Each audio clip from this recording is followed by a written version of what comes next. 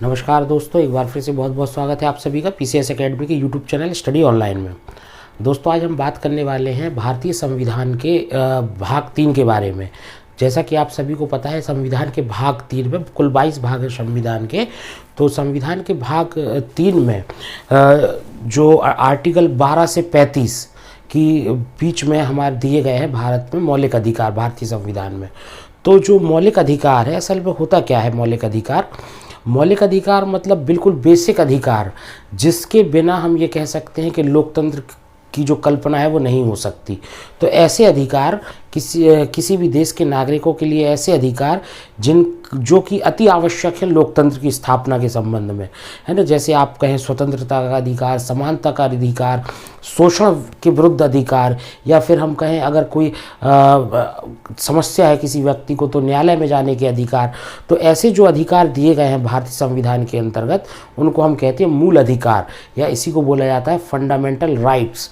और fundamental rights भारतीय संविधान के भाग 3, कुल 22 भाग है भारत के संविधान में, और 22 भाग में से जो तीसरा भाग है उसमें आर्टिकल 12 से लेकर आर्टिकल 35 तक किसका वर्णन है? मौलिक अधिकारों का वर्णन है।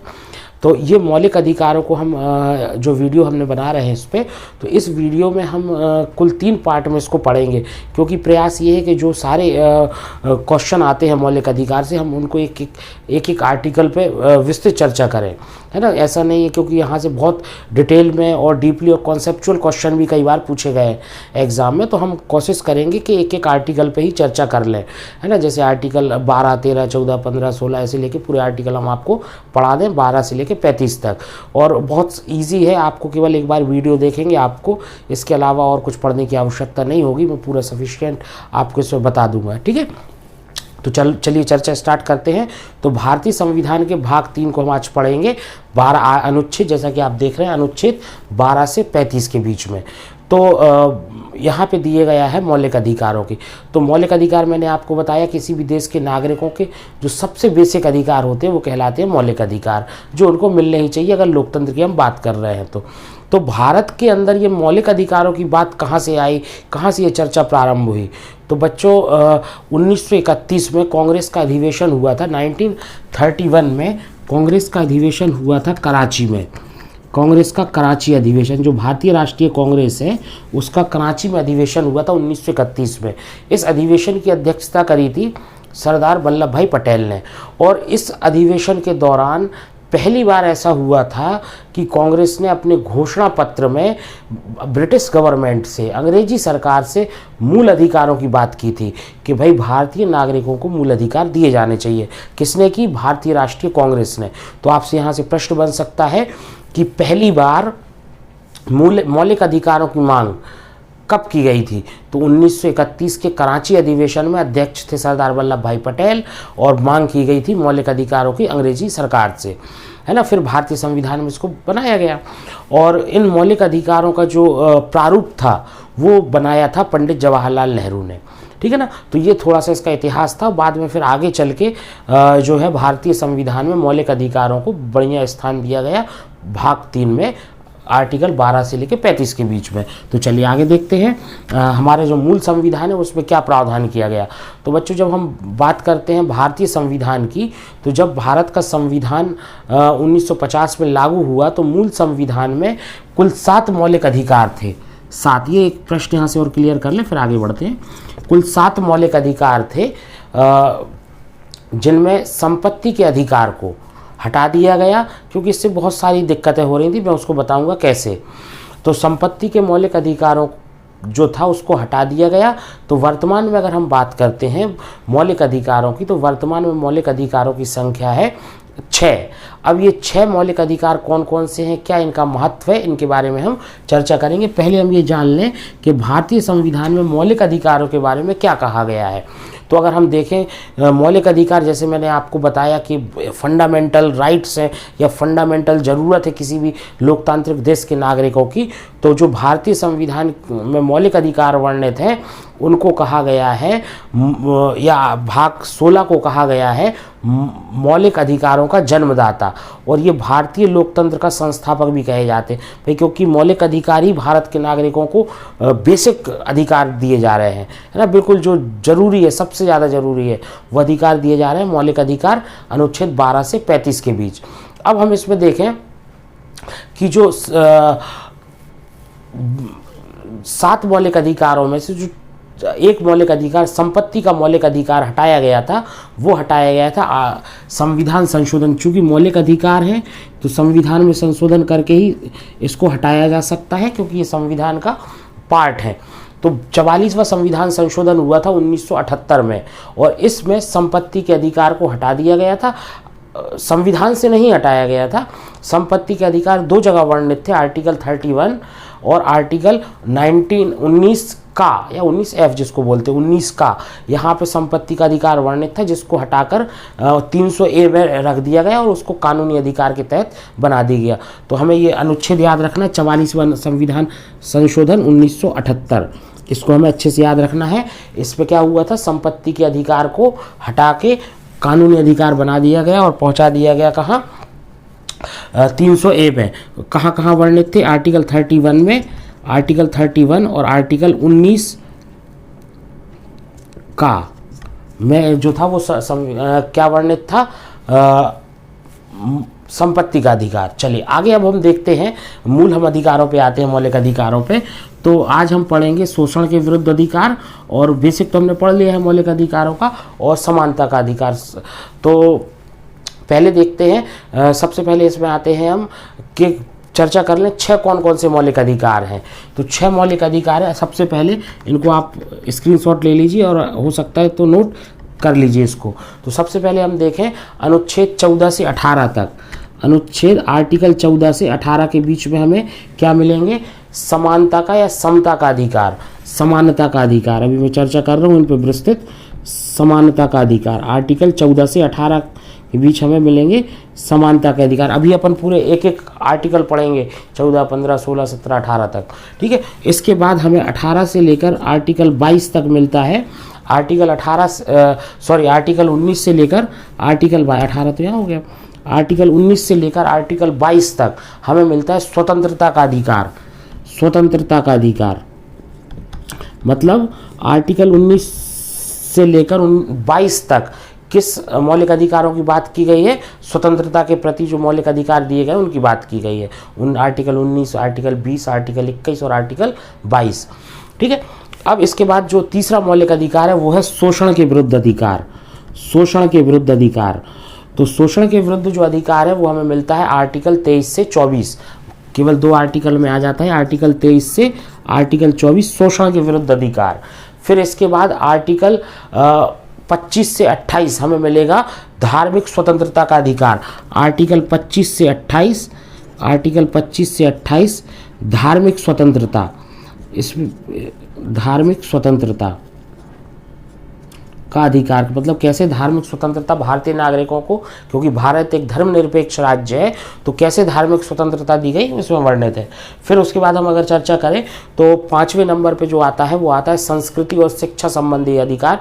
आर्टिकल 29 से 30, आर्टिकल 29 से 30 के बीच में क्या आएगा, संस्कृति और शिक्षा संबंधी अधिकार।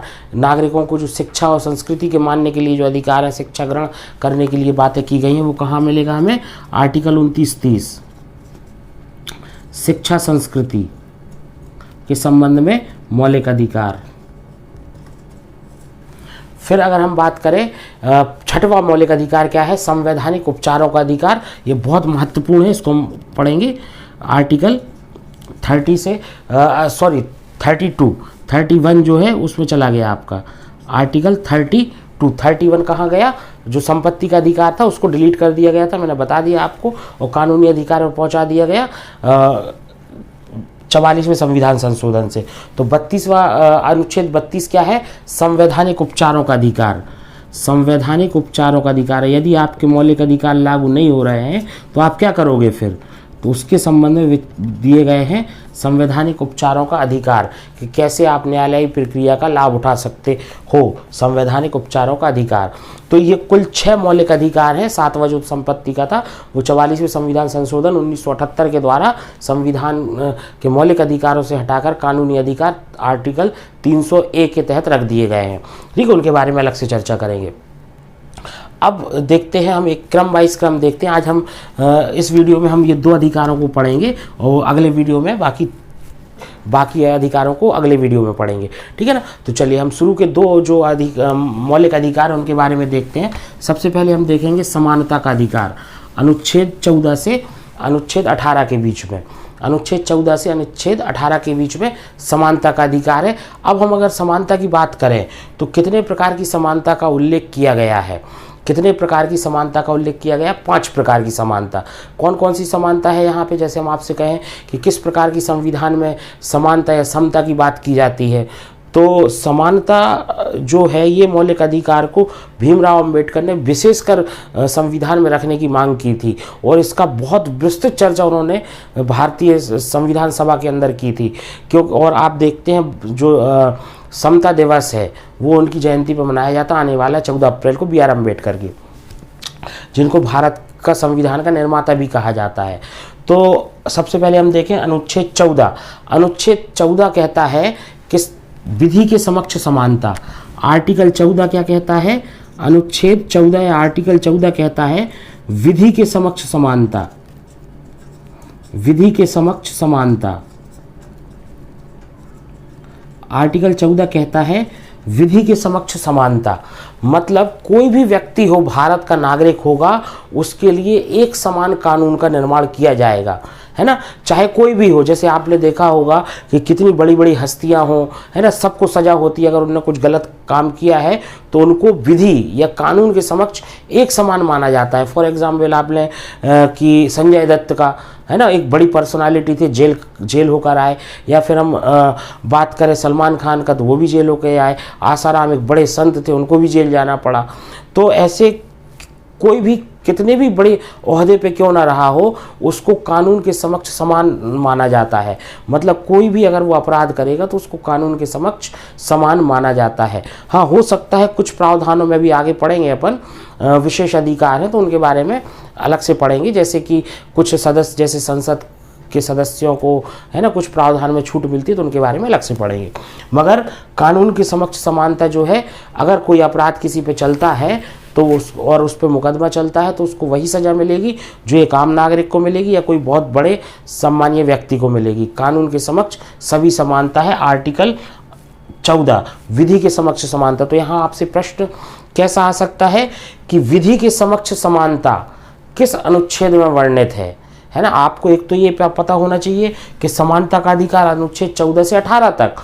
फिर आपसे पूछा जा सकता है कि विधि के समक्ष समानता किस अनुच्छेद में वर्णित है, तो हमें याद रखना है अनुच्छेद 14 विधि के समक्ष समानता। इसके बाद हम अगला पढ़ें अनुच्छेद 15। संविधान का अनुच्छेद 15 की बात करें अगर हम, तो संविधान के अनुच्छेद 15 में वर्णन किया गया है कि भेदभाव जो है, किसी भी प्रकार का भेदभाव जो है वो प्रतिबंधित होगा, निषेध होगा। चाहे वो जाति के आधार पर हो, धर्म के आधार पर हो, जन्म स्थान के आधार पर हो, है ना, लिंग के आधार पर हो, किसी भी आधार पर जो भेदभाव है वो स्वीकार नहीं होगा, प्रतिबंधित होगा। जिसमें कहा गया है कि जाति, नस्ल, मूल स्थान, धर्म, मूल वंश के आधार पर किसी भी व्यक्ति से भेदभाव को निषेध किया जाता है ना। तो सभी लोग समान हैं। आर्टिकल 15 जिसमें जाति धर्म के आधार पर, क्योंकि भारत में जो जाति प्रथा है वो धर्म, जाति, नस्ल, ये अपने आप में एक बड़ा मुद्दा है। क्योंकि भारत जो है बहुत सारी संस्कृतियों का मिक्सचर है और इन संस्कृतियों के अंदर भी बहुत ज़्यादा बंटवारा है। जैसे अलग अलग समुदाय में, है ना, आपको SC, ST, OBC, unreserved, general, कई सारे वर्ण मिलते हैं। तो इसको कैसे हम बराबर रख पाए, इसके लिए संविधान निर्माताओं ने अनुच्छेद 15 दिया कि कोई भी व्यक्ति उससे भेदभाव नहीं किया जा सकता। जैसे भारत के अंदर जो जेंडर इनइक्वालिटी है, लिंग के आधार पर भी बहुत ज़्यादा भेदभाव किया जाता है ना, आप सभी को पता होगा। तो उसको मिटाने के लिए क्या किया गया, अनुच्छेद 15 जोड़ा गया। और अनुच्छेद 15 कहता है भारतीय संविधान के भाग 3 का अनुच्छेद 15 जो कि समानता के अधिकार के अंतर्गत आता है। अनुच्छेद 15 16 संविधान का अनुच्छेद 16 संविधान का अनुच्छेद 16 कहता है कि किसी भी लोक नियोजन की विषय में किसी भी प्रकार से अवसर की असमानता नहीं की जा सकती, या फिर सीधा कहें कि लोक नियोजन के विषय में सभी को अवसरों की समानता होगी।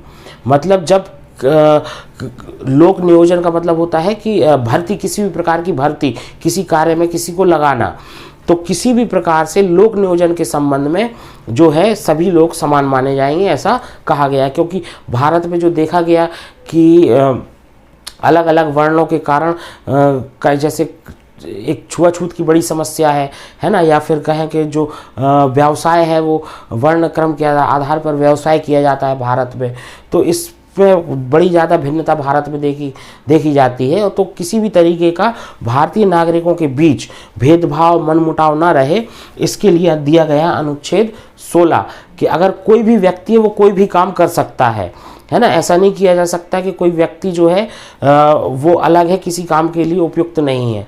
तो इस आर्टिकल 16 क्या कहता है, लोक नियोजन के विषय में अवसरों की समानता। मतलब कहीं पे किसी को भी कोई नियुक्ति दी जानी है, उसके लिए समान अवसर सृजित किए जाएंगे, चाहे वो कोई भी व्यक्ति हो। ऐसा नहीं किया जा सकता कि किसी विशेष को विशेष अवसर प्रदान किए जाए। तो लोक नियोजन के संबंध में अवसरों की समानता, लोक नियोजन के संबंध में अवसरों की समानता, अनुच्छेद 16 अवसरों की समानता। ठीक है, अब इसके बाद हम पढ़ते हैं अनुच्छेद 17। भारतीय संविधान का अनुच्छेद 17 कहता है कि बहुत महत्वपूर्ण आर्टिकल है, इस पर मूवी भी बनी। अनुच्छेद 17 ये कहता है अस्पृश्यता का अंत। अनुच्छेद 17 में क्या कहा गया है, अस्पृश्यता मतलब छुआछूत का अंत होगा। भारत में किसी प्रकार से किसी को अस्पृश्य नहीं माना जाएगा, है ना, अछूत नहीं माना जाएगा। तो इसको बहुत अच्छे से याद रखिएगा, बहुत महत्वपूर्ण है। अनुच्छेद 17 अस्पृश्यता का अंत मतलब छुआछूत का अंत। भारत के किसी भी नागरिक को किसी भी आधार पर अछूत नहीं माना जा सकता। इसके लिए आर्टिकल 17 और 1989 में अस्पृश्यता निवारण अधिनियम भी लाया गया था, है ना, बाद में जिसको लागू किया गया भारत में अस्पृश्यता निवारण अधिनियम। तो ये अनुच्छेद 17 में क्या है कि भारत में जो है अस्पृश्यता का अंत होता है। कोई भी किसी भी आधार पर किसी भी व्यक्ति से अस्पृश्यता या छुआछूत नहीं कर सकता। आर्टिकल 17 अस्पृश्यता का अंत। फिर इसके बाद हम देखेंगे अनुच्छेद 18। अनुच्छेद 18 भी एक महत्वपूर्ण जो अनुच्छेद है जिसमें भारतीय नागरिकों को समानता का अनुभव होता है। अनुच्छेद 18 ये कहता है कि भारत में उपाधियों का अंत होगा। भारत में उपाधियों का अंत मतलब कोई अब राजा महाराजा नहीं कहलाएगा। कोई भी किसी भी आधार पर उपाधि रखकर अपने आप को श्रेष्ठ नहीं, जैसा आपने देखा होगा महाराजा धीराज, महाराजा, राजा, है ना, इस तरीके की जो उपाधियां थी, इन सब का, क्योंकि भारत राज्य का जो गठन हुआ था, भारत संघ का जो गठन हुआ था, वो बहुत सारी छोटी बड़ी रियासतों को मिलाकर विलय करके हुआ था, करीब 565 रियासतों को। तो इसके बाद एक भारत में स्वाभाविक था कि असमानता जो है, क्योंकि भारत में शासक और प्रजा दो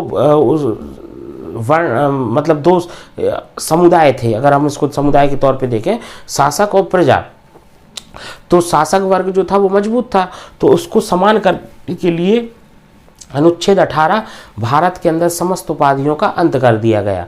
परंतु इसमें एक और बात कही गई है। इसमें बात क्या कही गई है कि उपाधियां दी तो जाएंगी, समस्त उपाधियों का अंत कर दिया गया, परंतु शिक्षा और सेना के क्षेत्र में, शिक्षा और सेना के क्षेत्र में उपाधियां दी जा सकेंगी।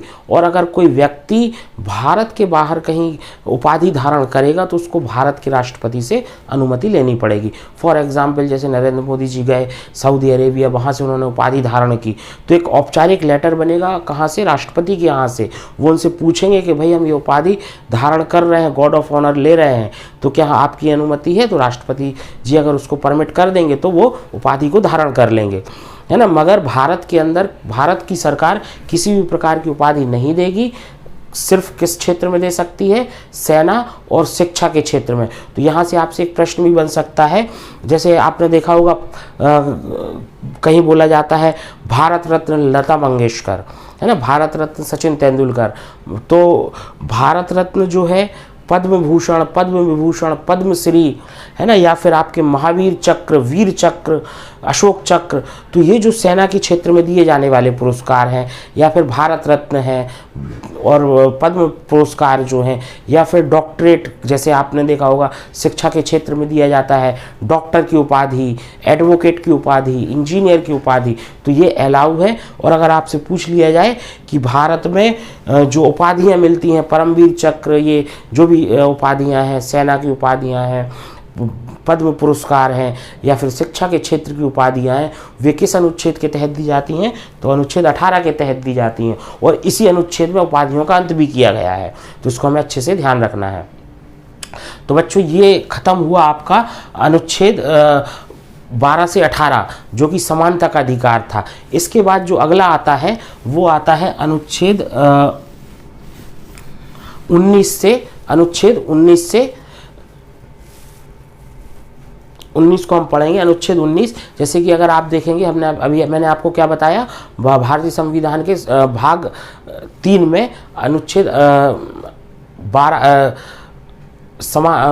मैंने आपको बताया भारतीय संविधान का अनुच्छेद 14 से 18 के बीच बताया। अब मैं आपको बताऊंगा स्वतंत्रता का अधिकार अनुच्छेद 19 से लेकर 22 तक, अनुच्छेद 19 से 22 तक। अब इसमें अपन देखेंगे कि अनुच्छेद 19 से 22 में क्या क्या है। तो सबसे पहले हम देखें अनुच्छेद 19 से 22 जो दूसरा अधिकार है, अनुच्छेद 19 से 22 तक, इसमें क्या लिखा गया है? स्वतंत्रता का अधिकार। ये बहुत महत्वपूर्ण है, स्वतंत्रता का अधिकार, अनुच्छेद 19 से 22, स्वतंत्रता का अधिकार। भारतीय संविधान में अनुच्छेद 19 की अगर हम बात करें तो यहाँ पे स्वतंत्रता के अधिकारों की वर्णन है। और मूल अधिकारों में जो मैंने इसके पहले भी बात की थी, मौलिक अधिकारों में भी एक मौलिक अधिकार कम हुआ और स्वतंत्रता में भी एक स्वतंत्रता कम हुई। संपत्ति की जो स्वतंत्रता थी वो भी यहाँ से कम हुआ है। तो मूल संविधान में अगर हम स्वतंत्रता की बात करते हैं तो 7 प्रकार की स्वतंत्रता थी, पर अब वर्तमान में अगर हम बात करें तो केवल 6 प्रकार की स्वतंत्रता है। यहाँ पे मैं क्रम से बोल रहा हूँ क्योंकि वीडियो नहीं तो बहुत बड़ा बन जाएगा। 19A, 19B, 19C, 19D, 19E और 19F जो कि डिलीट कर दी गई। ठीक है, तो F डिलीट कर दी गई और एक और इसके स्थान पे जो हमें अभी पढ़ना है 19F जो मैंने अभी बताया था, 19F या 19 का जो कि संपत्ति का अधिकार था, यहाँ पे हम पढ़ेंगे अब 19G।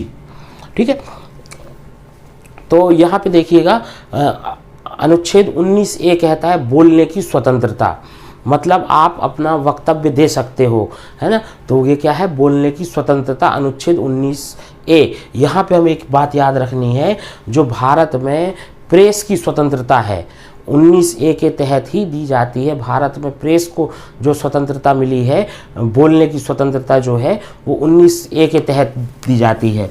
इसको थोड़ा सा याद रखना, बोलने की स्वतंत्रता, बोलने की स्वतंत्रता, या इसी को याद रखिएगा प्रेस की स्वतंत्रता। अगर आपसे पूछ लिया जाए भारत में प्रेस को, क्योंकि आप देखते हैं न्यूज़ चैनल वाले बोलते हैं, है ना, किसी के बारे में बोल सकते हैं, तो प्रेस की जो स्वतंत्रता है 19A के तहत है।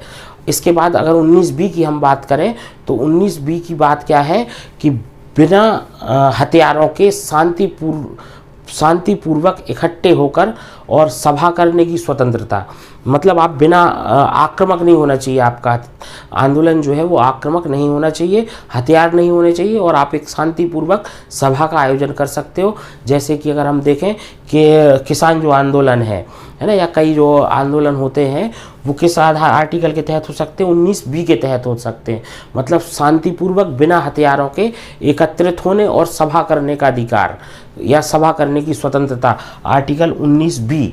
इसके बाद 19C में क्या है, संघ बनाने की, मतलब यूनियन, आपने देखा होगा बहुत सारे यूनियन हैं, पहले ये लिख लेते हैं, सभा बिना हथियार एकत्रित होने की, ठीक है। फिर इसके बाद देखते हैं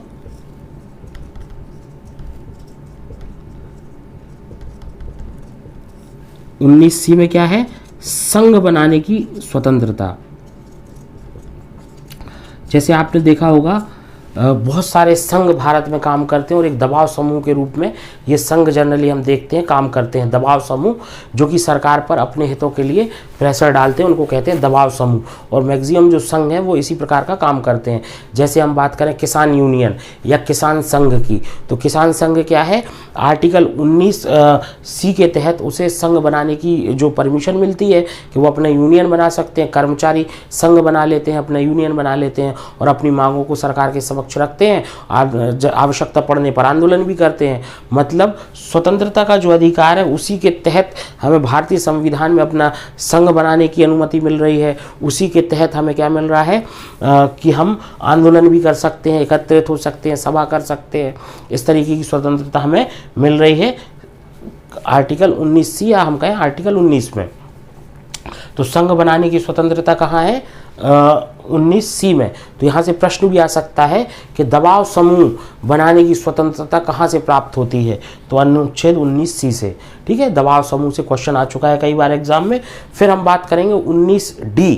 19D में जो है, अनुच्छेद 19D में क्या मिलेगा आपको, देश में कहीं भी आवागमन की स्वतंत्रता, मतलब आप देश में कहीं भी जा सकते हैं, है ना, चाहे आप जम्मू कश्मीर चले जाएं, चाहे आप लद्दाख चले जाएं, आप तमिलनाडु चले जाएं, अरुणाचल प्रदेश चले जाएं, आप गुजरात चले जाएं, आप कहीं भी चले जाएं, तो देश के अंदर देश के नागरिकों को आवागमन की जो स्वतंत्रता है वो मिलती है अनुच्छेद 19D के तहत।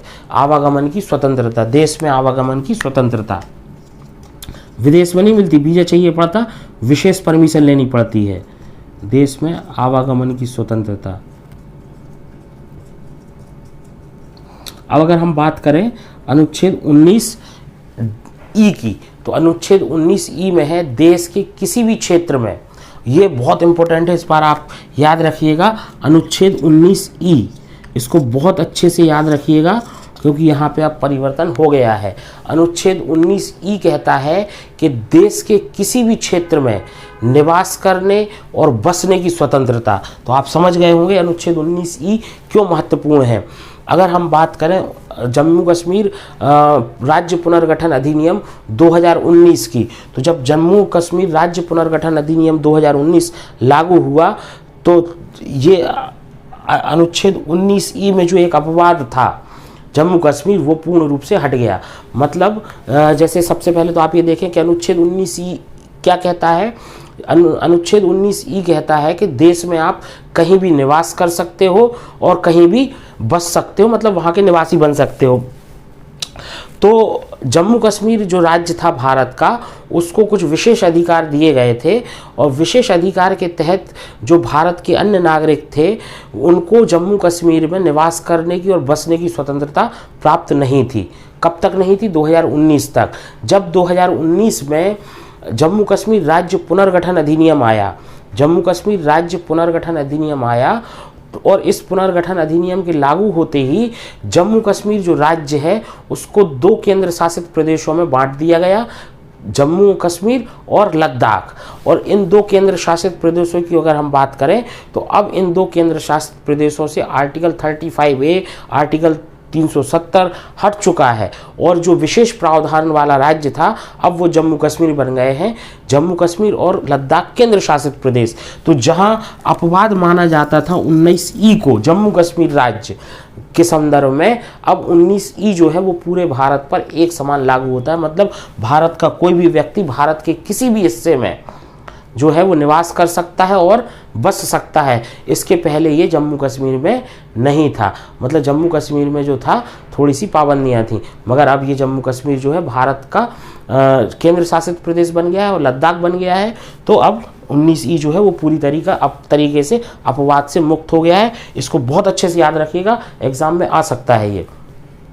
अब हम बात करें 19F की, तो मैंने आपको बताया आर्टिकल 19F संपत्ति की स्वतंत्रता का अधिकार था, मतलब किसी भी व्यक्ति को अपनी संपत्ति संचय करने का अधिकार था कि भाई वो संपत्ति होगी, है ना, उसकी होगी और वो उसको रख सकता है। अब यहाँ पे दिक्कत क्या आती थी, क्यों संविधान में मौलिक अधिकारों से संपत्ति के अधिकार को हटाया गया। थोड़ा सा शॉर्ट में हम इसको समझते हैं, क्यों हमने अनुच्छेद 19 का या 19F को संविधान से के मौलिक अधिकारों से हटाया। जब संविधान निर्माण हुआ तो इस बात पे गौर नहीं किया गया होगा, परंतु जैसे ही भारत का संविधान का जो है लागू हुआ, उसके बाद देखा गया कि जब भारत में विकास कार्य प्रारंभ हुए तो जो लोगों की संपत्ति थी, जो भारत के नागरिकों की संपत्ति थी, वो संपत्ति कहीं ना कहीं सरकार के अधीन ना होने के कारण विकास कार्यों में अवरोध पैदा करती थी। जैसे कि मान के चलिए कहीं रेलवे लाइन बिछनी है या किसी बांध का निर्माण होना है, जो कि या किसी बड़े उद्योग का सरकारी उपक्रम का निर्माण होना है, तो जगह जो होती थी भूमि, अगर उस भूमि जिस भूमि पर निर्माण कार्य होना है, अगर उस भूमि पर किसी व्यक्ति की ज़मीन है तो वो व्यक्ति की ज़मीन को सरकार अधिग्रहण नहीं कर सकती थी, क्योंकि वो उस व्यक्ति की मौलिक अधिकार था संपत्ति उसकी। तो इसमें क्या होता था कि जो विकास कार्य थे वो अवरुद्ध हो जाते थे और सालों साल वो कोर्ट के चक्कर काटते रहते थे और कहीं ना कहीं वो प्रोजेक्ट विफल हो जाता था। फॉर एग्जांपल ले लीजिए, मान के चलिए रेलवे लाइन निकलनी है, बीच में किसी का खेत पड़ रहा है, तो अगर ये रेलवे लाइन यहाँ से ये खेत अगर किसी वो ले लेता, सरकार अधिग्रहण कर लेती उसको उचित मुआवजा देकर, तो कोई दिक्कत नहीं थी, सीधी रेलवे लाइन निकल जाती। मगर खेत वाले साहब ने कह दिया भैया कमी नहीं है, हमें कोई थोड़ी बेचेंगे ज़मीन, तो हमारा खेत तो यहीं रहेगा, तो रेलवे लाइन के कैसी जाएगी, फिर रेलवे लाइन को ऐसा जाना पड़ेगा, या फिर प्रोजेक्ट यहाँ जगह ना होगी तो ये प्रोजेक्ट को ही यहीं रोक देना पड़ेगा, जो कि सरकार को एक बड़ी धन हानि, आर्थिक हानि का सामना करना पड़ रहा था और भारत में विकास कार्य जो है वो रुक रहे थे। इसलिए अनुच्छेद 19F को या 19 का को भारतीय संविधान के मौलिक अधिकारों से हटाकर कानूनी अधिकार में रख दिया गया और वहाँ पे प्रबंध कर दिए गए, नए कानून बना के प्रबंध कर दिए गए। जैसे भूमि अधिग्रहण बिल आया था, आपने सुना होगा पिछले 2 वर्ष पहले, तो कैसे कोई भी सरकार जो है वो मुआवजा देकर किसी की भी भूमि को अपने पास अधिग्रहित कर सकती है। तो इससे क्या होता है कि कोई भी जो भूमि है वो अंततः भारत की सरकार की, अगर उनको आवश्यकता पड़ेगी तो वो आपको उस भूमि की उचित मूल्य देकर आपसे वो भूमि ले सकते हैं। अगर 19F लागू होता और ये हटता नहीं तो ऐसा सरकार नहीं कर सकती थी जब तक वो व्यक्ति राजी नहीं होता। इसलिए इसको भारत के संविधान के मौलिक अधिकारों से हटाकर कानूनी अधिकार बना दिया गया। संविधान का अनुच्छेद कौन सा था? 44वां संविधान संशोधन अधिनियम 1978। चलिए अब आगे देखते हैं हम अनुच्छेद 19G। अनुच्छेद 19G कहता है कि कोई भी व्यक्ति अपने व्यापार चलाने की उसको स्वतंत्रता होगी। मतलब व्यापार या जीविका अगर कोई चलाना चाहता है तो उसको स्वतंत्रता होगी। कोई भी कोई दुकान खोल सकता है, कोई व्यापार कर सकता है, सर्विस सेक्टर में अपना काम कर सकता है, उसको स्वतंत्रता होगी अनुच्छेद 19G के तहत। ठीक है, चलिए अब हम इसमें ये हमने पढ़ लिया है। अब आगे हम देखेंगे कि आगे हमें क्या पढ़ना है। तो आगे जो हम पढ़ने वाले हैं इसमें एक चीज़ और आप देखेंगे, 19 जो अनुच्छेद हमने पढ़ा था स्वतंत्रता के अधिकार के तहत, इसके बाद अब हम पढ़ेंगे अनुच्छेद 20। अनुच्छेद 20 ये भी स्वतंत्रता के अधिकार के तहत आता है। अनुच्छेद 20 इसमें क्या कहा गया है? अपराधों के संबंध में दोष सिद्धि में संरक्षण। मतलब जैसे कि अगर कोई व्यक्ति कोई अपराध करता है तो उसका जो दोष सिद्ध हो जाता है उस पर किस प्रकार की सज़ा लागू होगी, या उसके दोष जो है वो किस तरीके से कैरी किए जाएंगे, है ना, उसको किस आधार पर सज़ा होगी। आप बहुत सारे मामले यहाँ पे हमें देखने मिलते हैं। तो अनुच्छेद 20 क्या है, अपराधों के लिए दोष सिद्धि के संबंध में संरक्षण। जैसे इसमें कहा गया है कि 3 प्रकार की स्वतंत्रता दी जाती हैं, ये भी स्वतंत्रता का अधिकार है, स्वतंत्रता के अधिकार के तहत ही आता है ये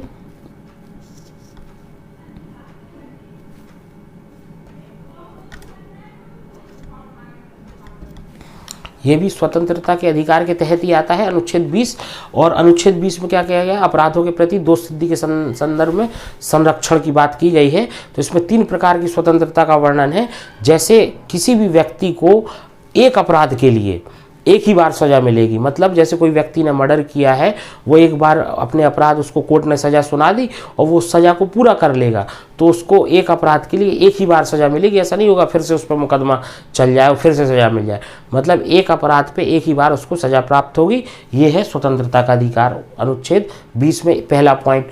दूसरा पॉइंट इसमें कहा गया है कि जब व्यक्ति ने अपराध किया होगा उस समय जो कानून लागू होगा उसी कानून के हिसाब से उसको सज़ा मिलेगी, है ना। जब व्यक्ति ने अपराध किया होगा उस समय क्या कानून था, उस कानून के हिसाब से उसको सज़ा मिलेगी। मतलब अगर मान के चलो किसी व्यक्ति ने 2021 में अपराध किया, चोरी की, और इस समय चोरी की सज़ा थी 1 वर्ष की, ठीक है, चोरी की और चोरी की सज़ा थी 3 वर्ष की, ठीक है। सरकार को लगा कि भाई ये 3 वर्ष की जो सज़ा कम है, इसमें लगा चोरियां हो रही हैं, बढ़ नहीं रहा, कठोर कानून बनाना चाहिए। तो सरकार ने क्या किया, 2022 में एक नया अधिनियम लाई और जो चोरी के लिए सज़ा का प्रावधान था वो कर दिया गया 5 वर्ष।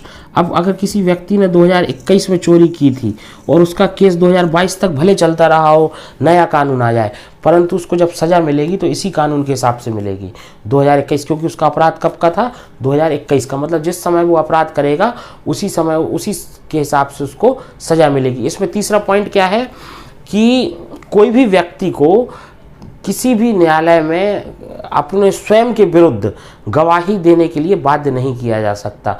मतलब आपसे ये नहीं कहा जा सकता कि तुम अपने खुद के खिलाफ या अपना खुद का जुर्म कबूल करो, है ना, ये स्वतंत्रता का अधिकार है। पुलिस किसी से ज़बरदस्ती जुर्म कबूल ना करवा ले, इसके लिए बनाया गया है ना। मतलब तीसरा पॉइंट क्या है, तो इसमें हमें 3 प्रकार की देखने मिलती है स्वतंत्रता। एक तो हमें क्या मिलती है कि एक अपराध के लिए एक ही बार सज़ा, जिस समय अपराध किया गया हो उस समय जो कानून हो उसी के तहत सज़ा मिलेगी। और तीसरा क्या है कि किसी भी व्यक्ति को स्वयं के विरुद्ध गवाही देने से स्वतंत्रता मिलती है, उसको बाध्य नहीं किया जा सकता है। इसके बाद हम पढ़ेंगे स्वतंत्रता का जो अगला आर्टिकल है, आर्टिकल 21। आर्टिकल 21 कहता है कि प्राण एवं दैहिक स्वतंत्रता का अधिकार, इसको हमें बहुत अच्छे से पढ़ना है। प्राण एवं दैहिक स्वतंत्रता का अधिकार, अनुच्छेद 21। क्यों पढ़ना है, क्या आप बता सकते हैं इसको? अनुच्छेद 21 प्राण एवं दैहिक स्वतंत्रता, याद कर लो अभी के अभी, इसको बहुत इंपॉर्टेंट है। प्राण एवं दैहिक स्वतंत्रता का अधिकार, जैसे कि संविधान का जो भारतीय संविधान का आर्टिकल 352 है, संविधान का अनुच्छेद 352 जो है उसमें ये प्रावधान है कि राष्ट्रपति के पास राष्ट्रीय आपातकाल लगाने की शक्ति है और राष्ट्रीय आपातकाल के समय मौलिक अधिकारों को शिथिल कर दिया जाता है, उनका अधिग्रहण कर लिया जाता है। परंतु किसी भी परिस्थिति में अनुच्छेद 21 का जो है को समाप्त नहीं किया जा सकता। ये एक ऐसा विशेष आर्टिकल है, अनुच्छेद है, किसी भी समय, चाहे वो आपातकाल हो या कोई भी समय हो, अनुच्छेद 21 को खत्म नहीं किया जा सकता। प्राण व दैहिक स्वतंत्रता का अधिकार, इसको बहुत अच्छे से याद रखिए, प्राण व दैहिक स्वतंत्रता का अधिकार, किसी भी परिस्थिति में इस अधिकार को खत्म नहीं किया जा सकता, इस मौलिक अधिकार को खत्म नहीं किया जा सकता। मतलब किसी भी व्यक्ति को जीवन और व्यक्तिगत स्वतंत्रता का अधिकार इसके तहत मिलता है। उसका मतलब जीवन और उसकी जो व्यक्तिगत स्वतंत्रता है, व्यक्तिगत उसका जीवन है, उसको स्वतंत्रता है और उसको किसी भी अवस्था में ख़त्म नहीं किया जा सकता। आर्टिकल 21 अनुच्छेद 21 बहुत अच्छे से याद रखिएगा, जो कि आपातकाल के दौरान भी जिसको ख़त्म नहीं किया जा सकता। अब हम इसमें एक और बात करें, एक और अधिकार इसमें जोड़ा गया स्वतंत्रता के अधिकार में, अनुच्छेद 21 का, ये भी बहुत महत्वपूर्ण है। अनुच्छेद 21 का, अनुच्छेद 21 का ये कहता है, ये पहले तो आप देख लें कब जोड़ा गया, 86वां संविधान संशोधन किया गया इसके लिए, 86th कॉन्स्टिट्यूशन अमेंडमेंट 2002 में 86वां संविधान संशोधन 2002 किया गया और उसके तहत जोड़ा गया 21 का।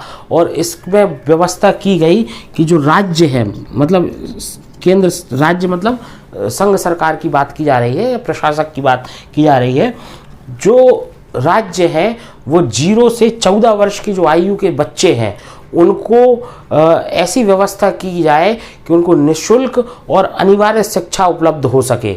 मतलब राज्य को ये निर्देश मिला है इसके तहत, अनुच्छेद 21 के तहत 86वां संविधान संशोधन 2002, बहुत अच्छे से याद रखिएगा, अनुच्छेद 21 का राज्यों का ये कर्तव्य है, राज्यों के लिए अनिवार्य है कि वो 0 से 14 वर्ष के समस्त बच्चों के लिए निःशुल्क और अनिवार्य शिक्षा का प्रबंध करें।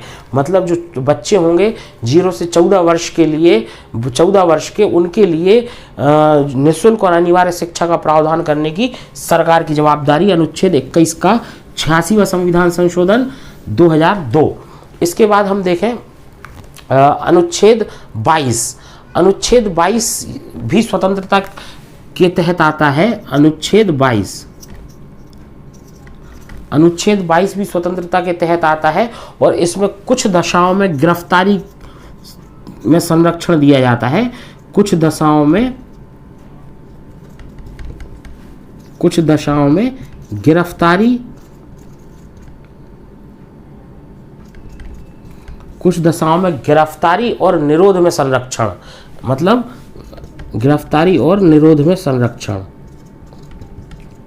अब अगर हम इस पे देखें, इसको हम एक पार्ट और इसका मैं अलग से बनाऊंगा, जो निरोध में संरक्षण है इसको मैं अलग से बताऊंगा, क्योंकि इसके तहत सरकार ने कुछ कानून बनाए, जैसे मीसा, पोटा, है ना, राष्ट्रीय सुरक्षा कानून, तो उनके बारे में अलग से पढ़ेंगे अपन, क्योंकि वो एक अलग वीडियो बन जाएगा, उसमें थोड़ा सा और डिटेलिंग में अपन पढ़ेंगे। अभी हम पढ़ेंगे गिरफ्तारी में संरक्षण। तो जो अनुच्छेद 22 है संविधान का, वो कहता है कुछ दशाओं में गिरफ्तारी में जो है स्वतंत्रता मिल सकती है। जैसे कोई भी व्यक्ति जो है उसको कोई भी पुलिस या सरकार जो है मनमाने ढंग से हिरासत में नहीं ले सकती। जैसे अगर किसी व्यक्ति को हिरासत में लिया गया है तो उसको हिरासत में लेने से पहले उसको हिरासत में लेने का कारण बताना होगा।